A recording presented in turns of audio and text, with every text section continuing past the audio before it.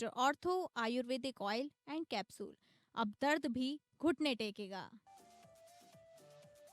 अमेरिकी राष्ट्रपति ट्रंप ने दी ईरान को चेतावनी। ईरान ने प्रदर्शनकारियों को मारा तो अमेरिका देगा दखल। ट्रंप की धमकी पर ईरान का पलटवार। कहा, अमेरिका ईरान में दखल देना करे बंद वरना अंजाम होगा गंभीर। पीएफआई के 20 शीर्ष नेताओं के खिलाफ आरोप तय करने को मामले में आज सुनवाई। एनआईए कोर्ट के मामले पर पटियाला कोर्ट में होगी आज सुनवाई। आरोपियों की तरफ से दलील रखी जाएगी। यूपी में डिजिटल अरेस्ट को लेकर बड़ी पहल। यूपी पुलिस ने एक्टर नाना पाटेकर के साथ मिलकर बनाई शॉर्ट फिल्म। डिजिटल अरेस्ट से बचाने के लिए कैंपेन शुरू।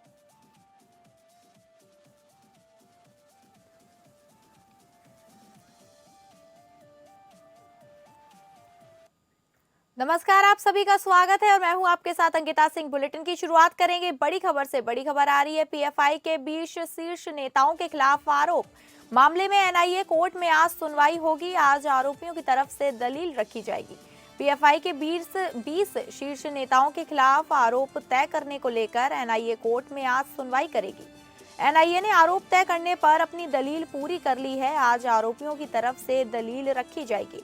एनआईए ने अपनी दलील में कहा था कि देश में शरिया कानून लागू करने के उद्देश्य से पीएफआई कम कर रहा है।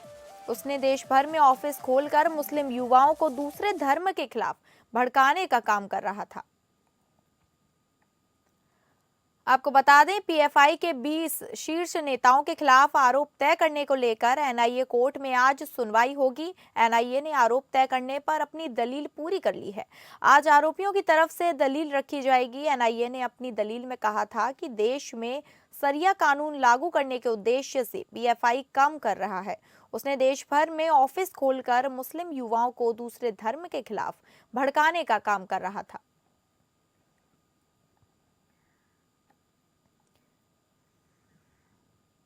इस मामले को लेकर एनआईए कोर्ट आज सुनवाई करेगी। आज आरोपियों की तरफ से दलीलें भी रखी जाएंगी। आपको बता दें, पीएफआई के 20 शीर्ष नेताओं के खिलाफ आरोप तय करने को लेकर एनआईए कोर्ट में आज सुनवाई होगी। एनआईए ने आरोप तय करने पर अपनी दलील पूरी कर ली है और आज आरोपियों की तरफ से दलील रखी जाएगी। एनआईए ने अपनी दलील में कहा था कि देश में शरिया कानून लागू करने के उद्देश्य से पीएफआई काम कर रहा था। उसने देश भर में ऑफिस खोलकर मुस्लिम युवाओं को दूसरे धर्म के खिलाफ भड़काने का काम कर रहा था। वहीं इस मामले को लेकर आज कोर्ट में सुनवाई होनी है। आज आरोपियों की तरफ से दलीलें भी रखी जाएंगी। आपको बता दें, एनआईए कोर्ट में आज सुनवाई होगी इस मामले को लेकर। पीएफआई के 20 शीर्ष नेताओं के खिलाफ आरोप तय है।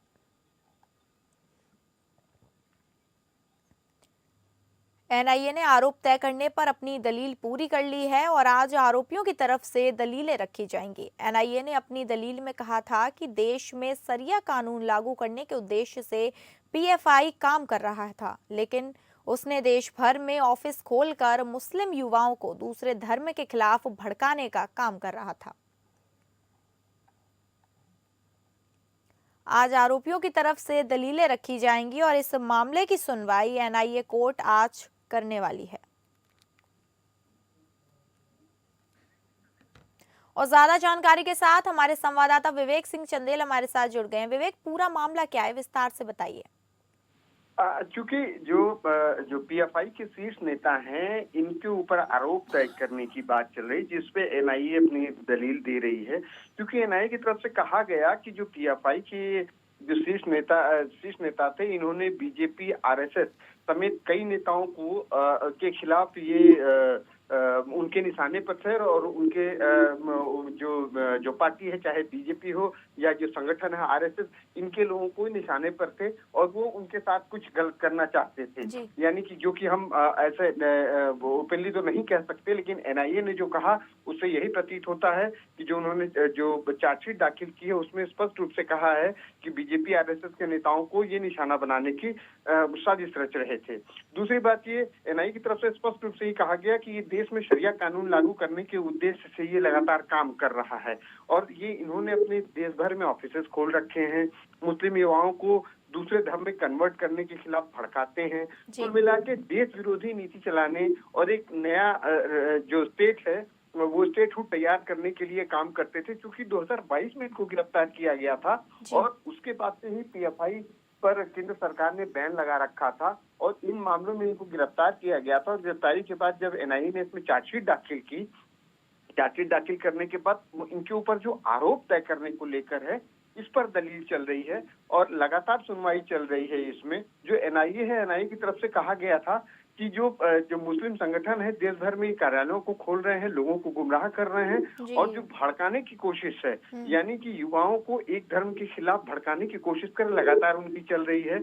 और जो इनका एजेंडा है वो सामाजिक रूप से तक सीमित नहीं है, बल्कि उनका मकसद लोकतंत्र की व्यवस्था को भी बिगाड़ने का, जैसा मैंने पहले ही बताया। तो जो एनआईए की दलील लगातार पीएफआई के खिलाफ है, क्योंकि जब ये 2022 में गिरफ्तार हुई, केंद्र सरकार ने इनके ऊपर बैन लगाया, तो एनआईए ने जांच की, तब इन चीजों का खुलासा हुआ, जिसमें बीजेपी आरएसएस के नेता हों या फिर सामाजिक सौहार्द बिगाड़ने की कोशिश हो या सरिया कानून देश भर में लागू करने की मंशा हो, इसके लिए जितनी भी चीजें हो सकती थी इनके द्वारा की जा रही थी। इन्हीं के आधार पे जो एनआईए ने चार्जशीट दाखिल की और लगातार उस पर कोर्ट सुनवाई कर रहा, आज भी सुनवाई करेगा। अब जब कोर्ट इस मामले पर दोनों पक्षों की दलीलें सुन लेगा तो आरोप तय करने पर विचार करेगा कि क्या इनके खिलाफ जो एनआईए ने आरोप लगाए हैं उनको माना जाए या नहीं माना जाए। इसके बाद इस मामले पर आगे सुनवाई होगी। जी ठीक है, बहुत बहुत धन्यवाद आपका जानकारी देने के लिए। तो आपको बता दें कि पीएफआई के 20 शीर्ष नेताओं के खिलाफ आरोप तय हो चुका है और इस मामले में एनआईए कोर्ट में आज सुनवाई होगी।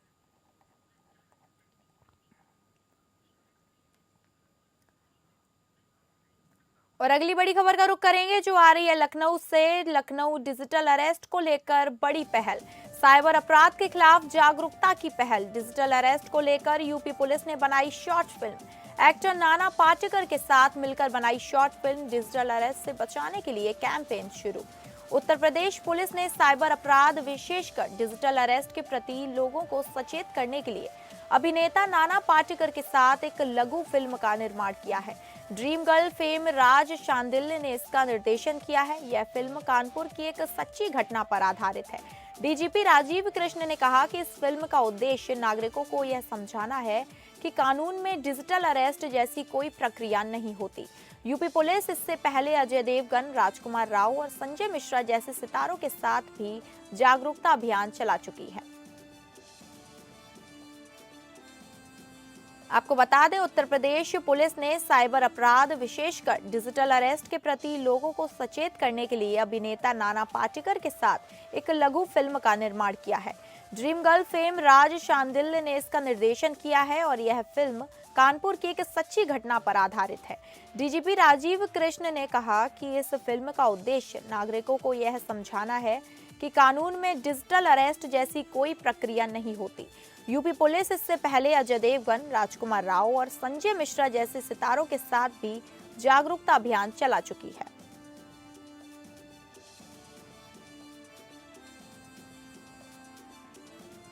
आपको बता दें, डिजिटल अरेस्ट से बचाने के लिए ये कैंपेन शुरू किया गया है और एक्टर नाना पाटेकर के साथ मिलकर यह शॉर्ट फिल्म बनाई गई है। ये साइबर अपराध के खिलाफ जागरूकता की बड़ी पहल मानी जा रही है। उत्तर प्रदेश पुलिस ने साइबर अपराध विशेषकर डिजिटल अरेस्ट के प्रति लोगों को सचेत करने के लिए अभिनेता नाना पाटेकर के साथ एक लघु फिल्म का निर्माण किया है। जी देखिए, ऐसा है कि साइबर क्राइम की रोकथाम के लिए अवेयरनेस ही सबसे बड़ा माध्यम है, सबसे इफेक्टिव माध्यम है। और आप जानते हैं कि जो हमारे एक्टर्स हैं, हमारे स्टार्स हैं, उनकी एक बड़ी रीच है। तो इन चीज़ों को जोड़ते हुए इस फिल्म को हमारी सोशल मीडिया टीम ने निर्मित कराया और उसको कल डिजिटल अरेस्ट के बारे में लोगों को आगाह करती हुई ये शॉर्ट फिल्म करीब 5.5 मिनट की कल को इसको रिलीज़ किया गया। और मुझे विश्वास है कि इसके माध्यम से और बाकी तमाम चीज़ें जो हम लोग कर रहे हैं उसके माध्यम से लोगों में अवेयरनेस फैलेगी डिजिटल अरेस्ट के बारे में, कि डिजिटल अरेस्ट कोई ऐसी चीज़ नहीं होती है और इसमें तत्काल ऐसे झांसे में ना आते हुए पुलिस को 1930 पर सूचित करें, 112 पर सूचित करें और इस प्रकार झांसे में ना आए। तो अपने आप में ये फिल्म एक इस अवेयरनेस के प्रोग्राम को आगे बढ़ाने में बहुत सफल सिद्ध होगी और मुझे पूरा विश्वास है इस बारे में। Thank you. Dushyant miss Mishra और मेरे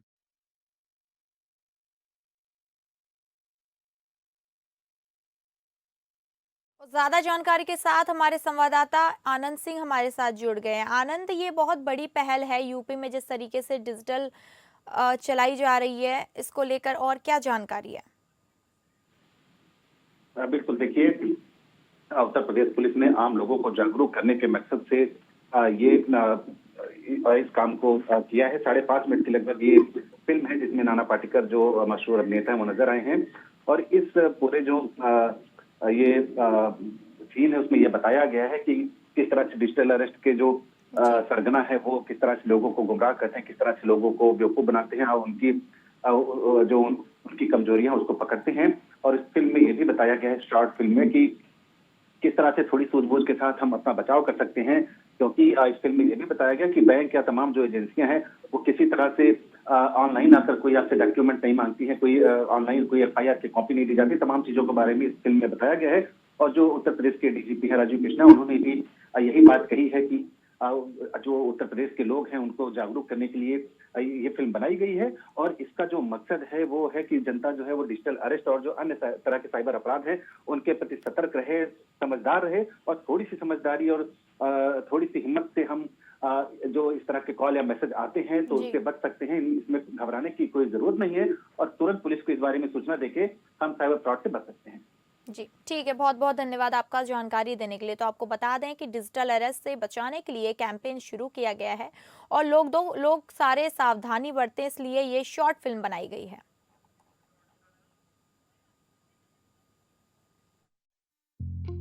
हेलो दीवान जी, हाँ जी, वो आपके पास गहने गिरवी रख वेरीफाई करनी चाहिए। मैं दुष्यंत मिस मिश्रा और मेरे पिताजी सुभाष मिश्रा स्वर्गीय। राशन कार्ड बन रहा है कि यहाँ पे है? गलती और मुंबई पुलिस से हो ही नहीं सकता। क्या बात कर रहे हैं? मोबाइल चेक कर,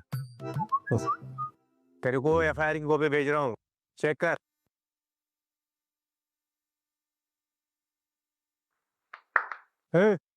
क्या है? नहीं कुछ नहीं, ऐसे बात। कॉपी देख ली ना? हाँ जी। 15 लाख। अब कॉपी पेज देके 15 लाख कौन मांगता है? अरे पेनल्टी लगी है तेरे पे 15 लाख की, अभी क्या भी भरना पड़ेगा। अगर अरेस्ट वारंट निकला ना तो मैं भी कुछ नहीं कर पाऊंगा, समझा रहा हूँ। मैं रिटायर्ड रेलवेदार हूँ, बीवी के गहने गिरवी रख के घर लोन लिया है। गिरवी च रखे है ना तो भेज दे, देख जेल जाने से तो अच्छा है। कोशिश करता हूँ। हेलो दीवान जी, हाँ जी, वो आपके पास गहने गिरवी रख। अमेरिकी राष्ट्रपति ट्रंप ने दी ईरान को चेतावनी। ईरान ने प्रदर्शनकारियों को मारा तो अमेरिका देगा दखल, ट्रंप की धमकी पर ईरान का पलटवार। ट्रंप की चेतावनी को अपराधी ने कहा खतरनाक।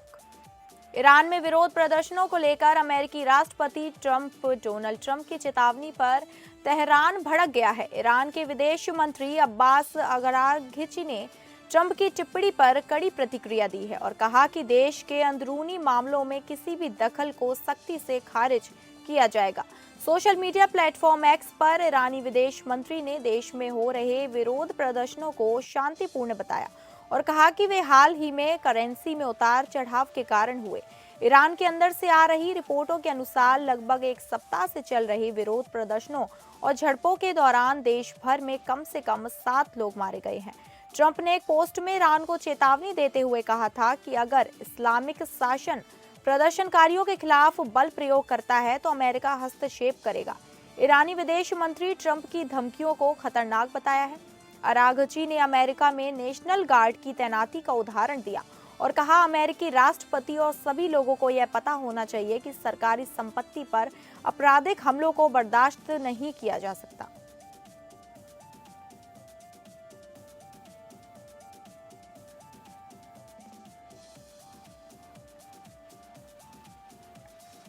आपको बता दें, ईरान में विरोध प्रदर्शनों को लेकर अमेरिकी राष्ट्रपति डोनाल्ड ट्रंप की चेतावनी पर तेहरान भड़क गया है।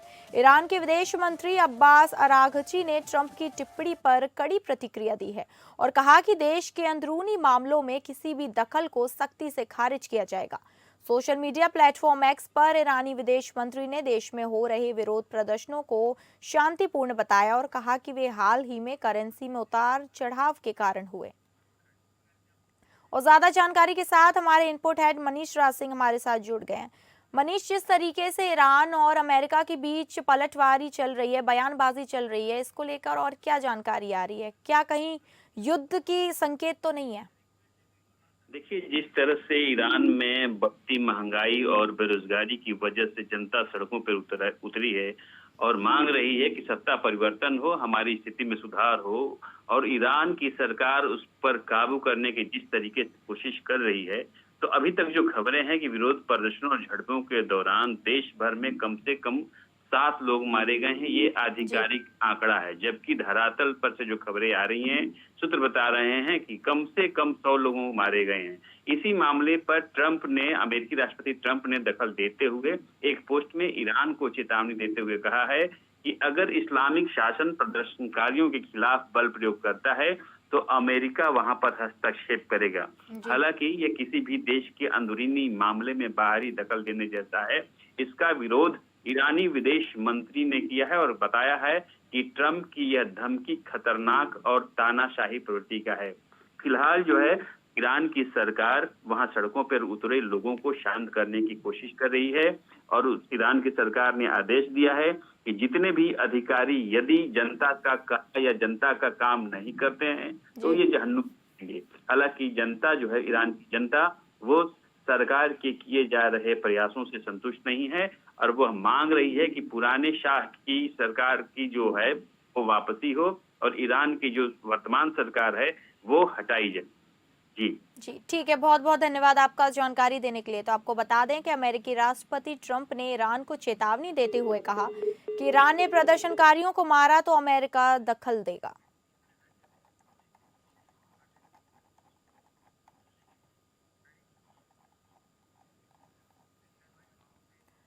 और अगली खबर का रुख करेंगे जो आ रही है श्रावस्ती से। बारात घर का औचक निरीक्षण। श्रावस्ती डीएम ने ड्रग वेयर हाउस का किया निरीक्षण, बारात घर का किया निरीक्षण। श्रावस्ती में जिलाधिकारी अश्विनी कुमार पांडे ने निर्माणाधीन ड्रग वेयर हाउस और बारात घर का औचक निरीक्षण किया। उन्होंने परियोजनाओं की प्रगति का जायजा लिया और अधिकारियों को निर्माण कार्य निर्धारित मानकों के अनुरूप और समय सीमा के भीतर पूरा करने के निर्देश दिए हैं। जिलाधिकारी ने इस दौरान कार्यों की गुणवत्ता की भी बारीकी से जांच की। जिलाधिकारी ने सबसे पहले आशा एएनएम सेंटर के पास बन रहे ड्रग वेयर हाउस का निरीक्षण किया। अधिकारियों ने बताया कि यह परियोजना अक्टूबर 2023 में शुरू हुई थी और मार्च 2026 तक पूरी होनी है। वर्तमान में भवन का ढांचा और प्लास्टर का काम पूरा हो चुका है। फर्श पर टाइल्स, कोटा स्टोन, प्लम्बिंग और इलेक्ट्रिकल वायरिंग जैसे अन्य कार्य तेजी से चल रहे हैं।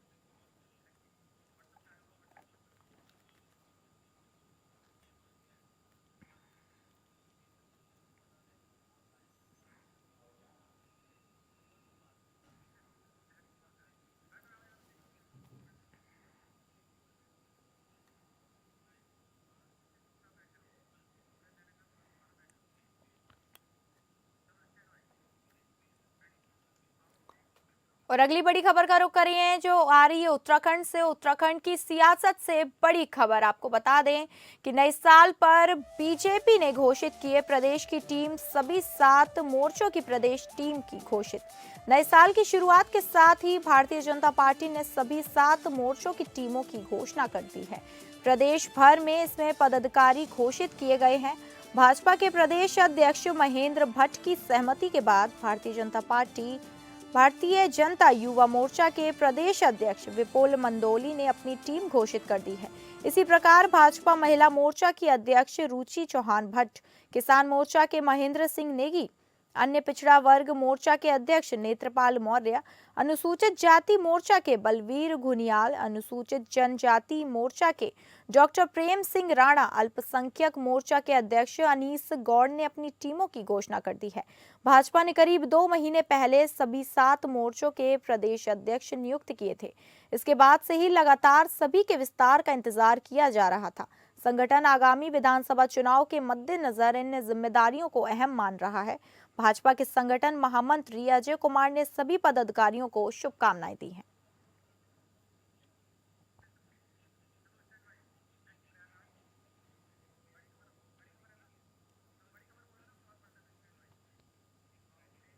और अगली बड़ी खबर का रुख कर रहे हैं जो आ रही है प्रयागराज से। प्रयागराज में पूर्णिमा के पहले स्नान संग माघ मेला शुरू। संगम तट पर हर हर गंगे की गूंज। पौष पूर्णिमा के पहले स्नान संग माघ मेला शुरू। अब तक 3 लाख श्रद्धालुओं ने लगाई आस्था की डुबकी। पौष पूर्णिमा के पहले स्नान पर्व के साथ माघ मेले का शुभारंभ हो गया।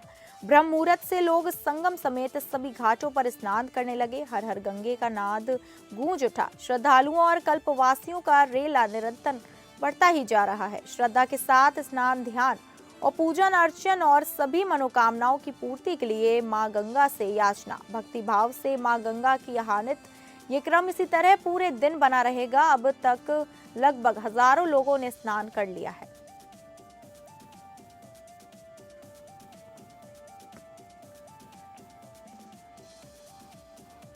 आपको बता दें, पौष पूर्णिमा के पहले स्नान पर्व के साथ माघ मेले का शुभारंभ हो गया है। ब्रह्म मुहूर्त से लोग संगम समेत सभी घाटों पर स्नान करने लगे। हर हर गंगे का नाद गूंज उठा। श्रद्धालुओं और कल्पवासियों का रेला निरंतर बढ़ता ही जा रहा है। श्रद्धा के साथ स्नान, ध्यान और पूजन अर्चन और सभी मनोकामनाओं की पूर्ति के लिए मां गंगा से याचना, भक्ति भाव से मां गंगा की भी आहानित। ये क्रम इसी तरह पूरे दिन बना रहेगा।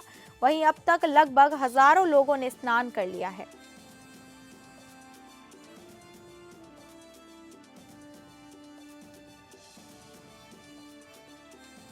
संगम तट पर हर हर गंगे की गूंज उठ चुकी है। और ज्यादा जानकारी के साथ हमारे विशेष संवाददाता आलोक सिंह हमारे साथ जुड़ गए हैं। आलोक, माघ मेला की शुरुआत हो चुकी है, हजारों श्रद्धालुओं ने वहां स्नान कर लिया है, ये तो बहुत बड़ी बात है। साथ ही इसके साथ वहां पर सुरक्षा की क्या व्यवस्थाएं की गई हैं? देखिए, माघ मेले का प्रथम स्नान पर पौष पूर्णिमा है और गंगा, जमुना और अदृश्य सरस्वती की त्रिवेणी संगम पर लाखों की संख्या में लोग आस्था की डुबकी लगा रहे हैं। बिल्कुल मौसम बहुत खराब है, काफी ठंड है, कोहरा है, लेकिन इसके बाद भी इस मौसम पर आस्था भारी पड़ी है और लोग संगम की तरफ जा रहे हैं और त्रिवेणी में पुण्य की डुबकी लगा रहे हैं। बात सुरक्षा व्यवस्था की जाए तो पूरी एंटी टेररिस्ट स्क्वाड की टीम, एसटीएफ के कमांडो, एटीएस के कमांडो, पीएससी के जवान, लगभग 15 आईपीएस स्तर के और एडिशनल एसपी स्तर के अधिकारी लगाए गए हैं। 10,000 से ज्यादा पुलिसकर्मियों की तैनाती की गई है।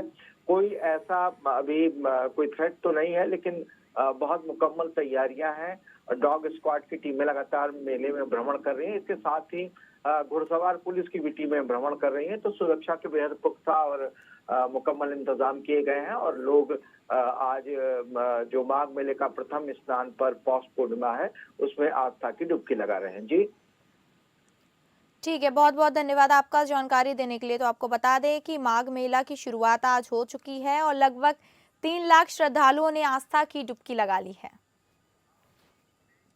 और अगली बड़ी खबर का रुख कर रहे हैं जो आ रही है मध्य प्रदेश से। मध्य प्रदेश के इंदौर से बड़ी खबर। इंदौर के भागीरथपुरा क्षेत्र में दूषित पानी पर हाहाकार। दूषित पानी से मौत के आंकड़ों पर सियासत। कांग्रेस और बीजेपी आमने सामने। भागीरथपुरा कांड पर शशि थरूर ने दिखाया आईना। देश के सबसे साफ और स्वच्छ शहर इंदौर में दूषित पानी पीने से 15 लोगों की मौत हो गई। शौचालय मिश्रित पानी पीने के कारण बीमार पड़े लोगों में से 200 अभी भी अस्पताल में भर्ती हैं, जबकि 32 आईसीयू में है। मध्य प्रदेश सरकार ने इंदौर के नगर निगम आयुक्त दिलीप कुमार यादव को पद से हटा दिया और अतिरिक्त आयुक्त रोहित सिसोदिया को निलंबित कर दिया है। यह कार्रवाई इंदौर के भागीरथपुरा इलाके में दूषित पानी से हुई त्रासदी के मामले में सरकार की पहली बड़ी कार्रवाई है। इस घटना में 29 दिसंबर से लोग बीमार पड़ने लगे थे। स्थानीय लोगों ने इसके खिलाफ स्थानीय प्रशासन से शिकायत भी की थी, लेकिन समय रहते कार्रवाई न होने से कई परिवार उजड़ गए।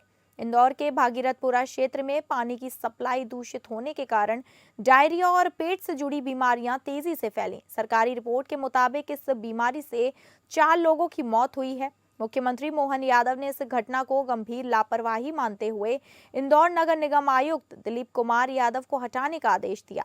साथ ही अतिरिक्त नगर आयुक्त रोहित सिसोदिया और लोक स्वास्थ्य यांत्रिकी विभाग के प्रभारी अधीक्षण अभियंता सजीव श्रीवास्तव को निलंबित कर दिया। मुख्यमंत्री मोहन यादव ने साफ कहा कि ऐसी लापरवाही बर्दाश्त नहीं की जाएगी। तो वहीं दूसरी तरफ इस मामले में दायर जनहित याचिका यानी PIL पर सरकार ने हाई कोर्ट में 40 पन्नों के स्टेयर्स रिपोर्ट पेश की है। सरकार ने अदालत को बताया कि हालात अब नियंत्रण में है और नए मामलों में कोई असामान्य बढ़ोतरी नहीं हो रही है। साथ ही मिनट टू मिनट निगरानी की व्यवस्था लागू की गई है। और ज्यादा जानकारी के साथ हमारे संवाददाता मध्य प्रदेश से संतोष सिंह हमारे साथ जुड़ गए हैं। संतोष, दूषित पानी को लेकर और क्या जानकारी है? जिस तरीके से मौतों का आंकड़ा बढ़ता जा रहा है, वहां के लोगों का क्या कहना है और प्रशासन ने आगे की क्या प्रक्रिया देखी है? बिल्कुल, देखिए अंकिता, जिस तरीके से ये मामला सामने आया था दूषित पानी से, अभी तक जो 15 मौतें हो चुकी हैं। बहुत सारे जो लोग हैं अभी हॉस्पिटलाइज है।